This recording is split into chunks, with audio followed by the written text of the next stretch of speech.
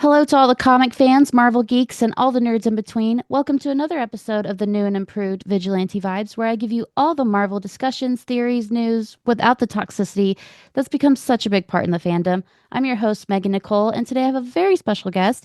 You may have read his stories that include our favorite web slinging hero, Spider Man, or you may have seen him all over the internet spreading positivity.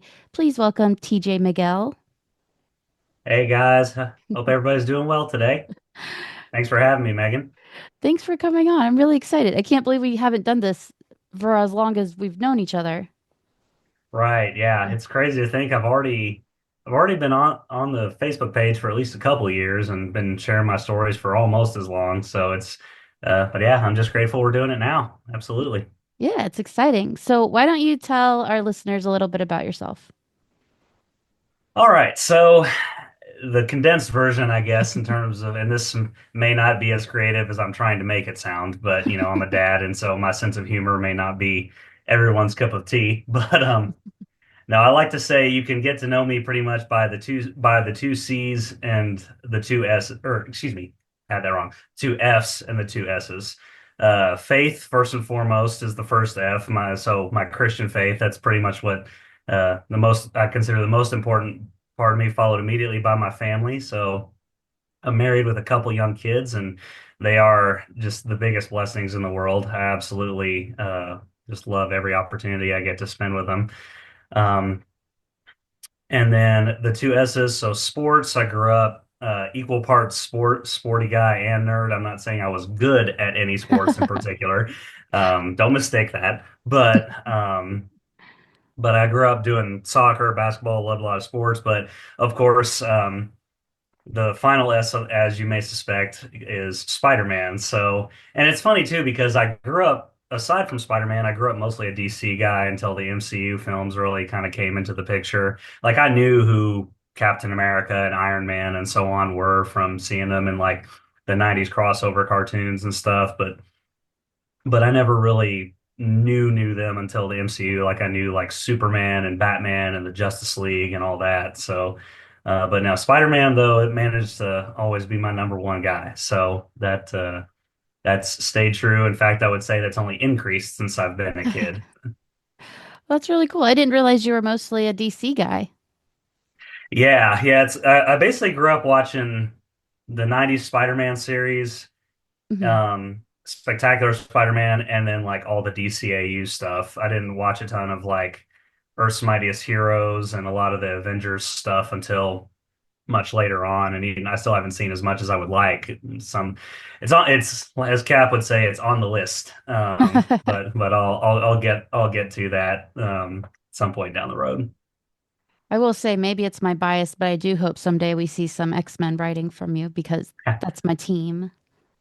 Right. Yeah. Well, you never know. There's always the crossover potential. I mean, I have technically branched into a couple other things, but I don't know. We'll just have to see if something ever piques my interest. Yeah. So, speaking of our main man, Spider-Man, what draws you to Spider-Man as a character, and what aspects do you focus on in your writing? Yeah. Well, I think in terms of what draws me to the character, I mean, I think to a degree it's the level of importance of certain things has changed from when I first, watched Spider-Man 2 in the theater when I was 11 versus um now being, 20 years later, as a kid versus an adult. I mean, as a kid, I just always loved the costume. I mean, all my sports team colors are red and blue, so I was drawn to, the cool costume. Um, and I always appreciated from a power standpoint that he strode the line between being a Batman, where he technically doesn't have any true superpowers, um, so he can do these incredible feats, but at the same time, he's not a Superman level in terms of like that, like nigh invincible. Only the top tier could ever like challenge him in a physical sense. Like I always appreciated that balance because there was still a sense of danger to the character, while also still a bit of a power fantasy, which is definitely are both elements I try to incorporate in my writing. But I think that as I got older, I came to appreciate the story of the character and just, because as most, if not all of us already know, I mean, Peter was written to be the everyman, all the the Spider-Men and women and pigs and whatever have all been written to be similarly since then. Just look, it just looks a little different.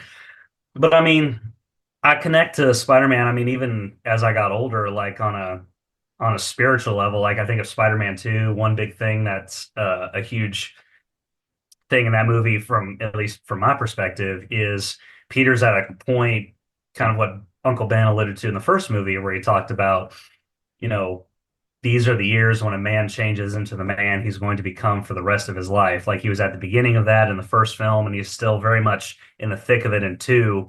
And a large part of his arc is he has to decide, am I just really doing this for my uncle? Is this, or is this something that I can, am I going to hold on to this with great power, great responsibility, teaching, and is it going to like continue to control my life? And is it going to be something that I continue to live by? Like, can I keep this up?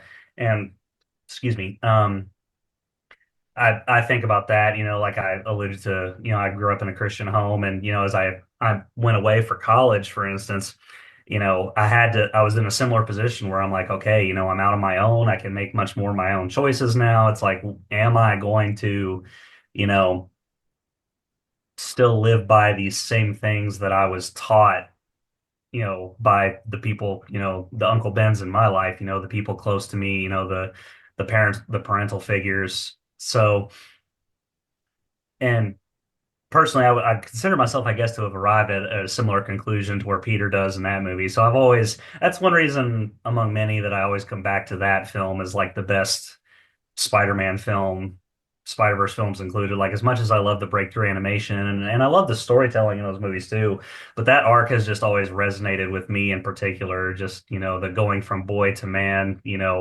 making choices for yourself and not just in the service of, those who raised you.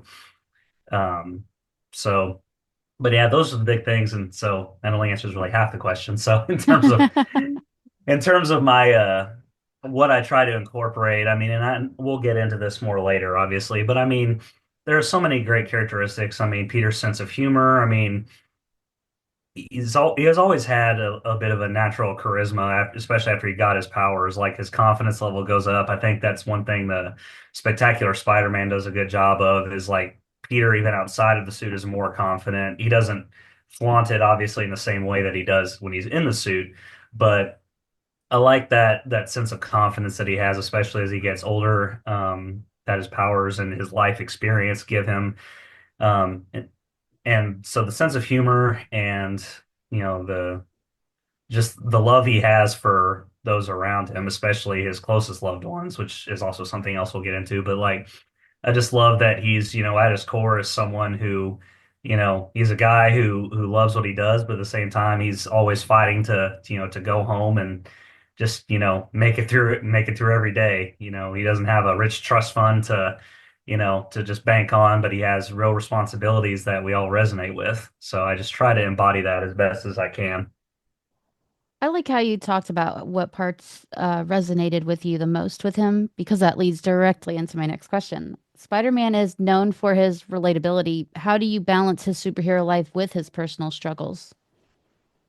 Yeah, and that's tricky. I mean, because and I think I've actually posted this quote on the Facebook page before on the Nerd Haven, but I really agree with the way Tom DeFalco put it, which is that suffering isn't Peter's predominant characteristic. It's responsibility. It's the back and forth, the tension of, how much do his responsibilities as Spider-Man kind of are allowed to interfere with his responsibilities as Peter Parker and with his loved ones, with his career, whatever.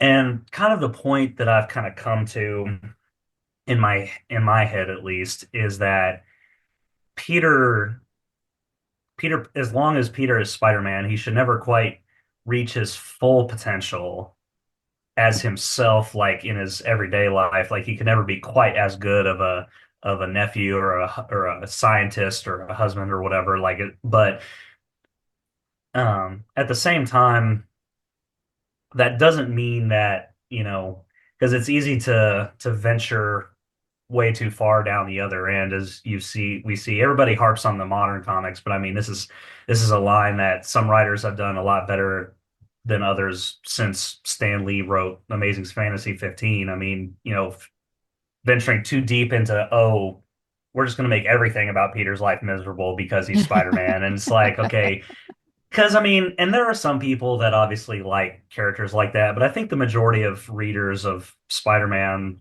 appreciate when Peter gets some wins, but there's that constant tension of, okay, you know, there has to be some level of sacrifice, but it's not like he just, gives away everything. That's one thing I look forward to as the MCU Spider-Man films go forward, because that's exactly what he did at the end of No Way Home is he gave up everything. So I guess the thing I'm looking forward to in those next films is okay, well, how does he, how do we see he's at his lowest, so how do we see him like gradually built back up over the next film and however further along they intend to go with that. So that's kind of and I don't claim to have the exact answer, obviously, but that's kind of the tension I've always tried. I always try to check myself. I'm like, okay, are things getting too easy for him? Are things, is it just all sunshine and rainbows versus is it all, oh, where could the sun have possibly gone? Kind of depressing. Like trying to avoid either extreme of those scenarios and give him some wins, but so that he's relatable in that sense, but just, trying to find that tension between his responsibilities as Peter and as Spider-Man. I think you do a really good job with balancing it because I've read some Spider-Man comics. I'm like, I don't think the writers even like Peter as a character. I think they just want to see him lose. Yeah, because like, and I'll comment too, like that's one thing that Brian Intihar has said a lot, the creative director of the Insomniac games. Um, he's talked a lot about their philosophy is when Spider-Man wins, Peter Parker loses, and I think that that philosophy is good for like a particular story. But the thing is, if that's your philosophy across an entire series, then it just, you know, and maybe I'm just speaking for myself here, but it gets kind of irritating because it's like, okay, when are things finally going to look up for him like out of the suit? Because like obviously we see him, handle things that, as Spider-Man, but it's like if you carry that philosophy on too long, then there's a danger of, you start to lose your audience because it's like, okay, well, all they're doing is just making him miserable, which, is something that, again, we've not to harp on it too much because I've done that, Lord knows, on so many pages online, but like, you know, it gets to be this lack of the only consistent thing is his inconsistency. He can't find a stable job, can't have a stable relationship. Like that's just not who I see him as. That's kind of almost more like a Batman thing to me, like in terms of his personal life, for instance. Like I like how the DCAU handled Batman in terms of it's like by Batman Beyond, we see, oh, the mission was just all that mattered to him because it was so ingrained in him at an early age. Peter Parker isn't like that. He was raised by not his parents necessarily, but he had a surrogate mother in May and a father and Uncle Ben, people that he saw a loving relationship modeled in his life.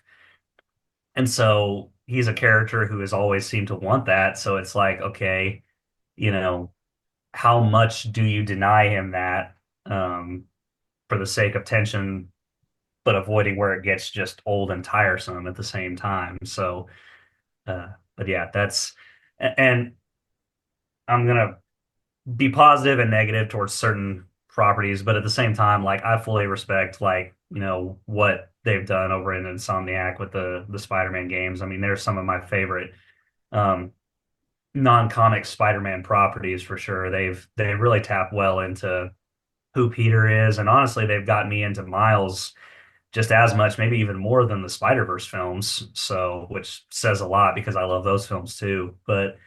Um, but yeah, no, I just, when you're an author, you write what you want at the end of the day, and Yeah. so that's definitely the I almost try to fight against being too self-indulgent in certain ways. Like, so I'm like, okay, there are certain things that I want. It's like, is it really in the best service of the character though? Like, so I sometimes try to check even myself against those things. But anyway, So you said a lot. I don't really know what part to focus on because like I was so involved in all of it. I was very invested. Um, Oh, how do good. I didn't you? lose you. That's good. No, no, no, no, you're good. How do you approach writing Spider-Man's voice? Is it hard to capture the unique blend of humor and responsibility that defines him? Uh, I mean, nobody's told me that my version of his jokes have been awful, so I guess I'm doing okay in that sense. Um, no, I mean, I personally, the only part of Spider-Man, in my opinion, that's really hard to write is his scientific Yeah. know-how because like I'm not even going to pretend to be a tenth of that level. I mean, and obviously, the running gag in the MCU, for instance, is that they just throw quantum in front of everything when it's just some science that they have to explain away. Like, and they do that kind of thing in the comics too. So to a point, you can get away with something like that, obviously. But I don't know. I like in this most recent story, I just stuck with like, Peter's focused on like a solar energy project, but I didn't go into detail because I'm like, I don't know enough about that, and I don't have time to like research all the ins and outs of what that is and what kind of hurdles he would be trying to overcome to make this kind of thing more accessible to people and more efficient and whatnot. So I'm just gonna be a little vague about that. So in terms of writing his voice, I mean, I don't think it's a big deal. I will say that this friendly neighborhood Spider-Man thing I've been writing has been more freeing because when I would write like for the MCU Spider-Man or for the or the Andrew Garfield version of Spider-Man, like just my own versions of those continuations, it does get hard to hone in on that particular version to find that particular version's voice. Like for instance, I've written like a version of Amazing Spider-Man 3 through like a sixth story in that. And when I started on the Amazing Spider-Man 3, I felt like I had a good grasp of like Andrew Garfield's voice and I felt like things were flowing smoothly. But by Amazing Spider-Man 6, I mean, I literally had someone comment that it sounded more like the 90s cartoon version of the character. And I went back and looked at it. I'm like, yeah, that's kind of true, actually. So it's like, so in terms of doing specific versions, it can be tricky, obviously, to not let, all the versions I've seen like kind of bleed into and influence one or the other. But in terms of my own version, I feel like finding the voice um has been much easier because it's like, oh, well, this is just who I've kind of come to view the sum total of who Peter and Spider-Man are in my head. And so felt like I had a much more clearer picture just kind of doing something a little more independent. But but yeah, the science know-how is tricky, and I do. There are definitely times I feel like if I'm harder on myself on something, it's in his how he interacts with the people like Mary Jane and Aunt May and Harry and stuff like that. Like finding his dynamics with certain characters that I imagine them to be can be a bit tricky sometimes. But in terms of his overall voice, I haven't had as much a problem with that. At least, again, speaking in my own opinion about that. No, I agree. I think you do it, you handle it really well. I especially think the jokes are very, very Peter. They just feel like it. Yeah, because I mean, I've always imagined Peter is like has like dad joke energy, even to a Yeah. degree, even as a like I was also looking over well, he either is one or the other. He either has like really juvenile energy or like really dad joke energy, depending on the age you write him. I mean, I was looking at it popped up on my Facebook from one of the old Ultimate comics where Brian Michael Bendis wrote it, and it's just from the issue where he's got his mask, but he's wearing like a shirt and sweats, and some criminals are like, "Well, where's your shirt?" And he's like, "Oh, your mom's washing it for me," or something like that. Like, "Where's your outfit?" And so it's like that kind of humor. It's always been that like I've always interpreted that like if he were trying to do a stand-up routine, he may or may not receive the best reception. Like it'd be 50-50 whether they'd actually land. But it's not about that for him. It's just about him, either masking his concern in that moment or it's about him like just enjoying the anonymity that the mask affords him. Like maybe a side of him is coming out that wouldn't normally come out just as Peter. So I definitely enjoy trying to come up with some of those. There are some that I'm a little more proud of than others. Like I can't remember one off the top of my head, but there are some where I'm like, yeah, that sounded good. And then there are others where I'm like, that could probably be a little better, but I don't know what it should be. So Yeah. so it's hit or miss writing Spider-Man's humor in particular. That's definitely like there are so many the Insomniac and Spectacular Spider-Man cartoons definitely and sh games definitely there's so many ones that I can think of from those where I chuckle to myself a little bit just even thinking of some of the lines they wrote in there. So I aspire to eventually get to that kind of level, but we'll see.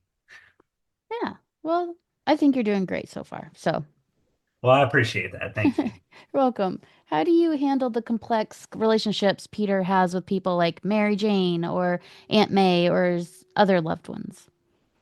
Yeah, see, that's tough, and that's where I feel like it to me it almost depends on his age. Like I feel like as I've continued in this, I feel like I've struggled more writing younger Spider-Man. Like I just enjoy the more adult relationships with like Mary Jane and May, like as he's older and stuff. Like maybe it's because I'm getting where I'm past that time in my life by a little more significant a margin now, being in my 30s. I still remember a little bit, but I mean, so much has changed too, even since, I was 16, 17 years old. Yeah. It's so I like writing him when he's at least a little closer to my own age now, but like in terms of I feel like it's different with each individual character because Peter, I mean, obviously has very different dynamics. I mean, even with the ladies in his life, I mean, his dynamic with Mary Jane is different than with Black Cat. His dynamic with Black Cat is different than it was with Gwen Stacy, and so on and so forth. Like, it all looks a little different. I'll say that um, with Mary Jane, for instance, I've always felt like, and this is probably something we'll get into a little bit more later on, but like, I feel like there's a comfortability there, especially as their relationship goes, that isn't as existent in other versions with other love interests and stuff. So it's like, but at the same time, there's that flirtation, but at the same time, it's like, okay, well, it's not quite like like Superman and Lois Lane, like it's not exactly the same. Like there's a little bit of a difference there in terms of, based on what's happened in those characters' backgrounds compared to them. So I feel like there's a danger there in terms of like just becoming like the stereotypical bantery kind of relationship. Like there needs to be something that's true to them specifically. So it's like finding that, with May, I feel like May is a character that like Peter's dynamic with her changes depending on whether she's like a worry body like the old school comics where she's like old and frail versus a lot of more recent iterations where she's like the stronger aunt, like, the one who you could have seen being like the backbone of the home and like Peter, where Peter got his moral core from aside from Uncle Ben. Like, people have written her so differently that the dynamic changes just depending on the foundation of what her character is.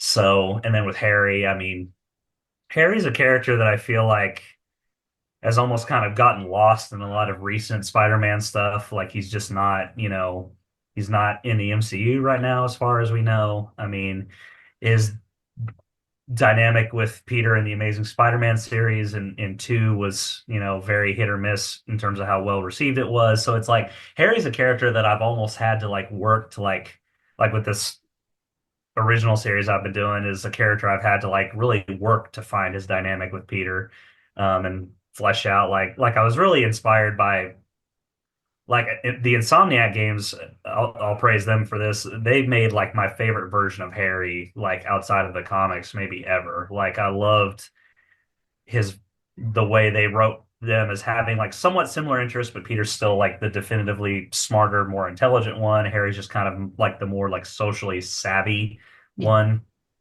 I've always I enjoyed that so much, and so I kind of tried to incorporate that a little bit. Um, but the big thing I feel like is in terms of his dynamic, it's like, it always comes back to, how it depends on really how understanding and how much drama you want to, in terms of that tension between his Peter Parker and Spider-Man personas. It's like how much drama do you want to incorporate into his relationships with Spider-Man? And again, I think that that's something, there's the classic, oh, where were you? You were missing from this. That's something that's good in his like high school, college, maybe even early adult years. But by the time he gets to an adult, it's like, okay, he's probably either let somebody in on his secret or someone's just found out through his own, you know, being bad at hiding his identity. Like, it gets to a point where he needs to have people that he trusts and can talk openly. That's one thing I love. One of my favorite Amazing Spider-Man runs is J. Michael Straczynski's run on the Amazing Spider-Man in the mid 2000s, since passed, and One More Day obviously excluded from that. But like, Yeah. Yeah. obviously. But I loved his dynamic with Mary Jane and May in that they were both in on his secret, and there was gone was the whole like, oh, you didn't do this, you didn't show up for my play because of this, which I defend Mary Jane more than most in Spider-Man 2 on that, but I mean, I do see where the annoyance is for people for sure, and I know you're harder on her Yeah. than me, so I'm not gonna sugarcoat that. I Yeah. obviously know that Yeah. you're one of the many who are hard on her, and I will say I do prefer both MCU MJ and the Amazing Spider-Man Gwen more Mm. as love interest for sure. But that aside, so it's like his dynamic, it just depends on how much you want to milk out that Spider-Man drama. Like I feel like that influences everything else. Like how honest is he being with everybody? And that's gonna change, how much they trust him, how, honest their conversations are gonna be, etc. So that influences everything else to me. So that's a roundabout way of coming back to a simple answer on that question. Oh, I mean, it's writing. I feel like if there is a simple answer, I feel like it wasn't very well thought through. You know what I mean? Right. Well, and that's the thing. I mean, everybody, writing is one of the most, they say beauty is in the eye of the beholder. I mean, that's as much true in my experience, at least in writing, as it is in art. Like, it's, what may be what I may be saying may be good for some, and others may be like, I don't think he gets it, or this is doesn't appeal to me. Like, it's so, so, so subjective. So it's, everyone's got, and you see that obviously with the people who've actually gotten paid to write Spider-Man. I mean, everybody's brought their own flavor to things. I mean, I was talking about May, J. Michael Straczynski's talked about. He's like, I never liked May as like that old frail woman. He's like, this is a woman who raised Peter his last few teenage years by herself. I mean, this has got to be a decently tough woman. Like, and that was a significant shift from a lot of what had been in the comics before. So, I mean, everybody adds their own touches and their own flavors to things. That's true, which begs my next question. How do you stay true to Spider-Man's origins while introducing a fresh take or new ideas to your stories? Yeah, so I mean, and again, it comes back to what I talked about earlier for one about, you write what you want to see and, thinking of, this current series, especially where, I'm giving myself more freedom since I'm not bound to a movie or a show's continuity prior to like getting to write my own history. I think that, I mean, the main thing is remembering again, just that the responsibility is always key. And again, what is how does he embody his responsibilities as Peter Parker? I mean, because, I give uh, Dan Slott a lot of flack, but one thing I love that he did compared to most other Spider-Man writers is actually giving Peter a real job as a scientist. I Yeah. loved that part of his run so much that time where he was working at Horizon Labs. I wish it had lasted longer, honestly, um, but I mean, in terms of keeping true to it versus adding stuff, I mean, I think it just because I've listened to a lot of people talk about how like continuity is just, it's nonsense. Comic writers change it all the time anyway. So it's like, when it comes to the movies or shows, everybody should just be free to do whatever they want.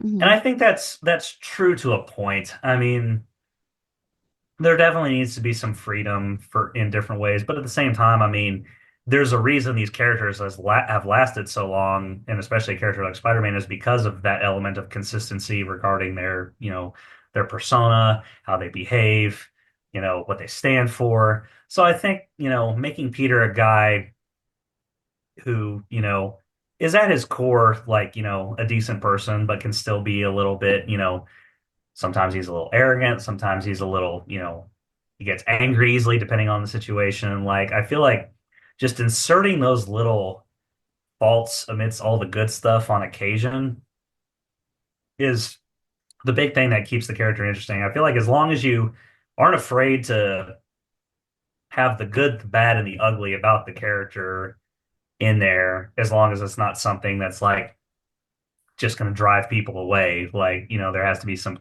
common sense there to a degree, but like, just, I feel like as long as you embody what Spider-Man stands for, what, you know, the relationships he has with the people around him, I feel like as personally, my philosophy is as long as I do that, then the rest, it's like, okay, I can tweak a little bit about his history with so and so, or I can tweak a little bit about like what his current dynamic is with an ally, with a supervillain, with a loved one, that's the only thing where I'm like, okay, this absolutely must remain intact is who Peter Parker and Spider-Man are as characters. I can't change like I refuse to change like who they are, as long as I hold to that, then like, where he was at when he got bitten by the spider, or where, you know, how he met MJ, or how, whatever how he got into being a scientist, like all of those things can change, in my opinion, at least. It just, as long as you stay true to who he is, who his supporting cast is, then I think the rest is pretty malleable. Okay. Well, what is your approach to world building with Spider-Man in Spider-Man's universe? Are there specific elements of New York or Spider-Man's world that you particularly enjoy exploring? Well, one thing I really love, and again, I'll freely admit to taking inspiration from some of the comics, but also like the Insomniac games, because one thing I love about the side quests is just the very friendly neighborhood nature of it. Like I think in my first uh friendly neighborhood Spider-Man story, I just had him, in like the second or third chapter, I just had him, play checkers or something, or with a random civilian that he had like talked off the deep end at one point and just had been kind of checking in on him ever since. And like that was Peter as Spider-Man helping the guy, keep the memory of his like I think it was his son alive, because that was something that him and his son used to do. And so Peter's been kind of helping him like keep that memory up. So it's like I really enjoy exploring, like as much as I enjoy like, the supervillain fights and stuff, like I really enjoy that friendly neighborhood dynamic. And I enjoy his dynamic with other heroes as well. Like I've enjoyed writing, his interactions with Daredevil in this series, his interactions with Johnny Storm, and alluding to like his history with the Fantastic Four. I mean, in my opinion, those are the two most important like superhero friendships he has, is with Daredevil and the F4. Like he can have relationships obviously with the X-Men, especially someone like Wolverine and stuff like that. Like those are all vital in their own way, but if you look at his history, if you look at the characters that have been there for him the most consistently, um I feel like it comes down to those guys, those people right there. And in my next story, there will definitely be some difficult choices involving those allies, possibly, but that's a topic for possibly further on. But anyway, but I like the idea again, starting off where he's like, mid 20s. It's like, this idea that he just has this history with these people, and like he refers to them by name. Matt will reach out to him and be like, "Hey, I got some info on the Kingpin," and he'll just stop by, Matt's law office Yeah. and just get something. Like I like that sense that they have a history. So I enjoy. And in terms of like parts of New York, I mean, I like, in terms of, riding when he perches on like, the Chrysler building as a spot to think about, kind of like what they talk about in No Way Home in terms of like, their thinking places and stuff like that. But in terms of the city itself, it's predominantly just his relationship to the people, like just how he interacts in the middle of a save, or even just, checking on somebody, even in the midst of a supervillain fight, like, just those little touches that remind you that he's not, just about, saving the world, but he's about, looking out for the little guy. So I always appreciate those kind of dynamics with, just the everyday civilian in New York. I like those too. I do, going back to you talking about your writing what involves Daredevil, Matt Murdock. Those are some of my favorite stories you write because I feel like you have nailed the dynamic that I think it should be between Spider-Man and Daredevil. There's such a good, seeable respectability about both of them that it works really, really well the way you write it. Yeah, like one of my favorite bits where I've ever written them is where they're basically talking about their like morally ambiguous former love interests in Black Cat and Elektra, like kind of where he's walking along and they're discussing that and Matt's kind of alluding to like that there might be something there again and Peter's like trying to kind of poke at him for it and and he's like, "Oh no, I'm not going to deal with that." He's like, "Hey, I get it." And like so I definitely enjoy. I mean, they're my favorite dynamic. Like as much as I love like Batman and Superman, like Spider-Man and Daredevil are absolutely like my number one favorite superhero team up. Like I love those two together because on paper they're so different, but at the same time they find little things um to relate to each other. Like Matt has a little bit, like they both have a strong moral center, but Matt has a little bit more of an occasionally pragmatic view, whereas Peter has like the eternal optimist, like the Yeah. nobody dies standpoint. And Matt would obviously never root for anybody to die either, but at the same time, like there's, Matt believes in the law, whereas Peter's like, okay, the law only gets us so far. What about this? And so I like that dynamic that they have. So yeah, I appreciate you saying that. That's really reassuring actually, because they're one of the in terms of his relationships to his allies, I mean, that's one of the things I want to get the most right. So Well, I think you're doing great, but we have talked so much about the heroes in Spider-Man's life. Let's talk about the villains. Which of Spider-Man's rogues gallery do you find the most interesting, and how do you approach writing those villains in your stories? I mean, for a long time, I would have said it was the Eddie Brock version of Venom. That was my favorite. Now I would level it out to say he's even with the Green Goblin. Um, and really, when I think of the big three, so Norman's Green Goblin, Venom, and then Doc Ock, like I love that his top three all challenge him in different ways. Like they obviously all challenge him physically, but like the Green Goblin challenges him on one of the most personal of levels, just because that relationship with Harry and uh, you know Harry kind of being caught in the middle in a sense, and he's the one who's kind of most out to mess with Peter and is also the one Peter perhaps has to think on his feet on the most. Um, but I also love Venom because it's like, okay, Peter literally wore Yeah. Venom at one point, which I could get into a side note about Venom, but I'm not going to. But it's like, no, it's like just Venom is a fusion of Eddie and the symbiote. It just bothers me when the symbiote is named Venom from the beginning. I'm like, no, that's literally he named himself. They named themselves Venom just because that was what Eddie, as he alludes to in the comics, is what he's paid to spew out after he got fired from the paper he was working at and was working for tabloids. But anyway, I could go on a million of those kinds of tangents, but I'm going to try to restrain myself. Uh, I warned you this was going to happen, but It's all right. I'm here for it. I don't care. but anyway, but yeah, Venom, there's a huge psychological element as much as a physical, because I mean he's obviously more powerful than Spider-Man in just about every way, but he knows him better than literally any other villain, like because of his Peter's previous relationships with the symbiote. Like there's no secret that he can hide from Venom in terms of what he would do. So I always appreciate that. And then Doc Ock, I mean is the one character who I think is technically supposed to be the one character who's canonically smarter in terms of Peter's rogues gallery is supposed to be canonically more intelligent than he is. So he challenges Peter in an intellectual sense as much as a physical, which I've always appreciated. But yeah, in terms of writing the villains, because there are some villains, like for instance, in the two Friendly Neighborhood Spider-Man stories I've written, like I love like getting into like lower tier guys like the Prowler. Like as much as, the Spider-Verse films have popularized, the Aaron Davis Prowler Miles Prowler relationship. I enjoy coming back to like the older original Prowler and Hobie Brown, um, from like that I first watched in the '90s series.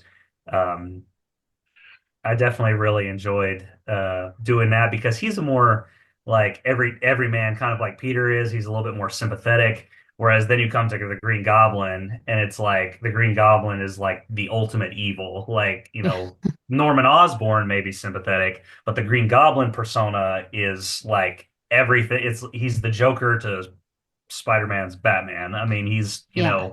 the character that has done the worst stuff to him in the comics that, he's the one that's always pushed him in a way like that, that Kingpin pushes Daredevil, and that, like as a Joker, that Lex Luthor pushes Superman. Like he's that guy. And so I always enjoy writing him because he's the guy that I can be like, okay, there's like no restraints there. Like nothing's off the table with the Green Goblin. Like he would do anything to hurt Spider-Man. And he wouldn't just like do it like, oh, I'm just gonna blow you up and be done with it. He's like, no, I'm gonna make you suffer like to where you like almost wish you were dead in the first place, and then I'm gonna do it. It's petty. And It feels petty from him. exactly. Hmm. Well, that's the thing. Like you look at the Goblin's history with Spider-Man. It's like he started off just wanting to take over the criminal underworld, and then Peter just kept intervening as Spider-Man, and eventually that was started off as more of a nuisance relationship became so personal. So. I like that the idea. He's like, I'm just sick of this guy. I'm gonna do everything I can to ruin him. And Peter's obviously, I like the tension too, where Peter's obviously fighting for Norman for the sake of Harry, if nothing else. Even if he does, whether he likes or doesn't like Norman, he knows that he's like, I can't let Harry lose his father. So that tension there is palpable in terms of how do you handle, because like with the Joker, there's no like secondary personality. That's one thing that separates him from the Green Goblin. Like the Green Goblin has a separate persona that Peter's like, oh, I got to keep this in mind. Like I can't just, even if my moral code failed, I couldn't kill this guy because I would be hurting, one of my closest friends. So, but I enjoy a lot of Spider-Man's villains. I mean, I love a basic brute like the Rhino. Like I love more sadistic character like the Scorpion. I love their dynamic in the Insomniac games, like where they're just like two characters who just absolutely should never be partnered together for anything ever. Um, but I enjoy like mixing and matching like some sympathetic characters, some like that are just evil and desert, because like you can't just stick to one formula in terms of like all sympathetic or all just like it's all black and white, it's all good and bad. Like I appreciate a mix, a variety there. So I think that different characters lend themselves more. Like obviously, a lot of people have, taken, in Spider-Man 2 and the Insomniac games have put a more sympathetic spin on Doc Ock, where it was like more a tragedy that he ended up the way he did. Um, so it's like, being able to take those kind of spins on those types of characters. Like I enjoyed, like mentioned, exploring with Hobie, like the idea that he was kind of finally trying to get out from under like the underworld's thumb, but just needed a little help to be able to get out of that, like, to really put off bad habits for good. Like I enjoyed that Peter would try to help a guy like that. So finding a mix there is different. But I mean, yeah, Green Goblin, Venom are my favorites. But I mean, the Lizard is another one. I haven't really written much of the Lizard yet. That's something I look forward to hopefully tackling one day down the line. But I always appreciate the dynamic with the Lizard in terms of kind of similar to the Green Goblin, but in terms of like it's just an animal like that he has to subdue in order to get to Connors. It's not even someone necessarily who may or may not have like a conscious mind, depending on the iteration. Like but I mean, Spider-Man has the greatest rogues gallery. Batman's the only other one that I would argue is like they're basically in the same tier. Like, Superman has a decent gallery, but I mean, I think there is a reason that people keep coming back to like Lex Luthor and Zod and Doomsday. I mean, those are the ones that challenge Superman in the ways he needs to be challenged the most. Whereas I feel like with Spider-Man, so many of his rogues challenge him in so many different ways, and so it's so fun to dive into all those. Is there a certain villain that you'd want to see in Spider-Man 4 against Tom Holland's Spider-Man? Oh my goodness. I mean, and I'm definitely on the side. Obviously, whether or not that's going to happen, we'll see. But I'm definitely more on the side of I want, the more street level approach based on Yeah. this stage he's at now. Honestly, while I would be cool, like having Daredevil in it and beginning that relationship would be awesome. Part of me honestly just wants him to like just him versus a villain and no MCU guest stars. Like no heavy hitters. As long as it's a Sony MCU fusion, obviously that's probably never going to happen for, Yeah. contractual reasons if nothing else. But like I don't know, in terms of this particular villain, that's a tough one. I mean, part of me would like to see them play on the whole plays into the creation of the Scorpion angle. I feel like since they introduced him in No Way Home, I feel like there's a chance to do a deeper dive on Jameson's character than the films have really explored in the past, where he's been more like kind of comic relief. Yeah. Um, some elements of depth, but like I think that would be a real fun story. It'd be, finally a payoff to the end of Homecoming where the guy, because you don't necessarily need anything to do with, whether he ever knew his identity or whatnot, because that grudge is still there from Homecoming since even before Peter's identity got released to the world. So that would be a fun tale to me, and that could be too like where like Jameson like maybe even inadvertently kind of finds himself in the throes of the underworld as well, and that could be the lead to like a larger like Fisk story. Like I definitely love where they seem to be aiming with. The idea that Fisk might become mayor, and then in turn he'll, make it life harder for Spider-Man and Daredevil and the street level heroes, and kind of like I don't know. I like that approach. So I will say if he does fight Fisk in the MCU, like I definitely look forward to that day where Spider-Man confronts Vincent D'Onofrio's Fisk. I mean, that's a top tier comic villain brought to life if I ever saw one. But I mean, it's always bugged me when they've made Fisk be able to just trade punches with Spider-Man. So I want it to be more about what Fisk is doing behind the scenes in That terms of in terms of that. So, especially because we've already seen Dare. I mean, if a guy with Daredevil who definitely has enhanced senses and everything, but normal like strength. So it's like if you have a guy that Daredevil can beat up, suddenly be like, oh, I can actually beat up Spider-Man. Then it kind of removes some of that like that tension to a degree. And it's like, well, how can Daredevil beat this guy? But anyway, comics do that all the time, so that's part of true. it. But See, I agree. I think it should be Kingpin with a secondary villain as Scorpion working for Kingpin, and it gets shown at the end, and then at the end you have a post-credit scene where Daredevil comes in and says, "I think we're after the same guy." That's what I want. yeah, yeah, I love the idea of a very like Nick Fury, Tony Stark-esque kind of meeting. Like, as Peter obviously knows like all the big kids on the block, if you will, but like he doesn't really have a relationship with any of the street level guys because the MCU trilogy to this point is focused on like the bigger stuff, his relationship to the Avengers and whatnot. So getting to shift gears and explore more of the everyday dynamic. I mean, it's a perfect setup for that with, his identity being lost, he's on his own now. It's the perfect time to introduce that. So, but we'll see what if Sony and Marvel agree, obviously. If they ever do, who knows? Yeah, I don't even want part of me wants to be a fly on the wall during those meetings where they're like pitching ideas back and forth. Part of me feels like I would hate it and um not end up wanting to leave. But yeah, I don't know. That'd be interesting.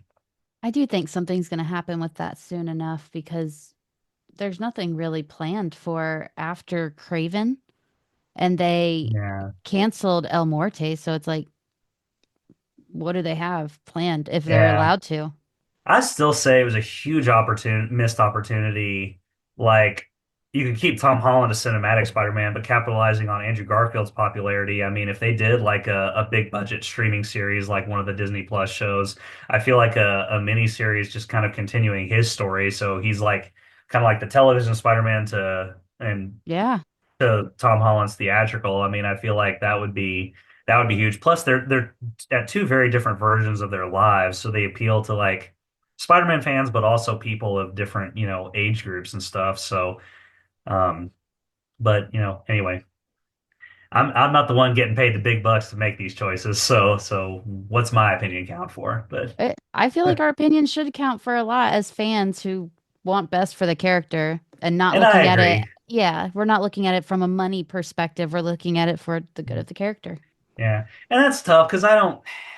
Is I try to take a step back every time I tend to get riled up internally, where it's like, okay, I'm not going to pretend to know what it's like to sit in, Avi Arad's shoes, Kevin Feige's shoes, the people that, as much as they want to lean towards only the best creative choices, it's like, okay, they unfortunately have to keep in mind the money side of things. Like, I try to remember that it's like, okay, they're not just out to, if they make a choice that I don't like, they're not just out to ruin the character. Or like, I have pretty harsh opinions about, the Sonyverse kind of the non-Spider-Man Spider-Man films, but it's like at the same time, I don't pretend to know what it's like when you got to answer to, the multi-million dollar money-making machine. I mean, so I always try to take a step back and cut those people a little bit of slack as much as I want to stay tough on them because it's like, I can't ever put myself in their shoes because I don't know.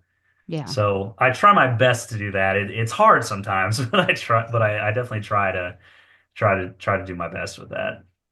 Well, I think that's very fair. We'll never know until we're in that position, and we'll probably never be in that position because I don't think anyone wants to right now. Yeah. Yeah, I wouldn't want to answer to the mouse or to Sony or Mm-mm. to anybody like, that would be a big.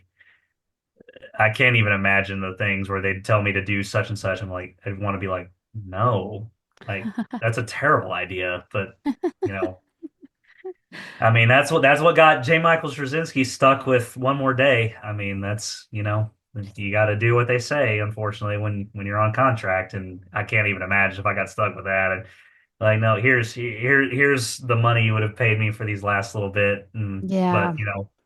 you gotta you gotta support your family as well. So it's like, mm, so yeah, Ye- I definitely get it. That's just a thoughts and prayers kind of situation. Yes, Um, very much so.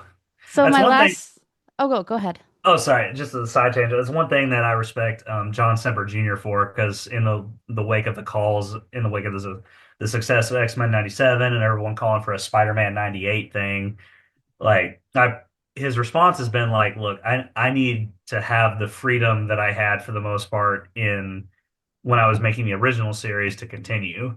And I respect him for that, that, he's, I have to believe there have been conversations at some point, but like I respect that he's like, look, unless I have the same level of freedom that I did then in terms of just what I can do with the series, you know, I won't do it. And I respect that he's willing to kind of stand on what he believes is best for that version of the character that he, helped shape.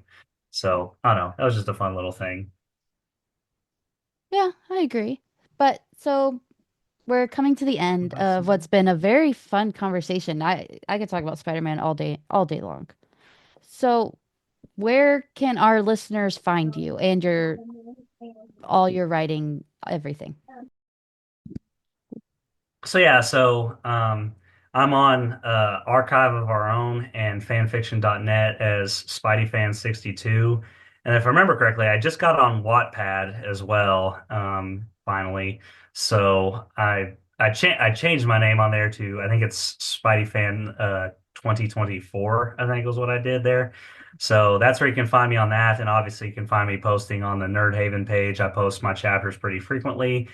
And I'm really excited because I have plans for continuing the Spider-Man series, but I also have plans for like writing my own book that I just intend to publish of my own. That's something completely different from anything I've ever done before. So I'm really excited. Hopefully I can come back and share more details with that Yeah, as things come along. I would love that. That sounds so amazing. Congratulations. Thank you. Yeah, I look forward to it for sure. Yeah. So, oh gosh, I lost my page. Okay. That does it for another episode of the new and improved Vigilante Vibes. TJ, thank you so much for coming on. Please feel free to come back anytime. You're Absolutely. you were amazing. Oh, thank you so much, Megan. Thank you for having me. I really appreciate it, and I appreciate all you do as well. No, thank you. Wherever you're listening or watching this episode, please check the show notes to find the links where you can find TJ. It is right under this episode. Thanks for listening to this episode of Vigilante Vibes. Hope you all enjoyed it. Be sure to keep up with all new episodes by clicking the subscribe button wherever you're listening or watching this episode. As always, thank you for your constant support and have a marvelous day.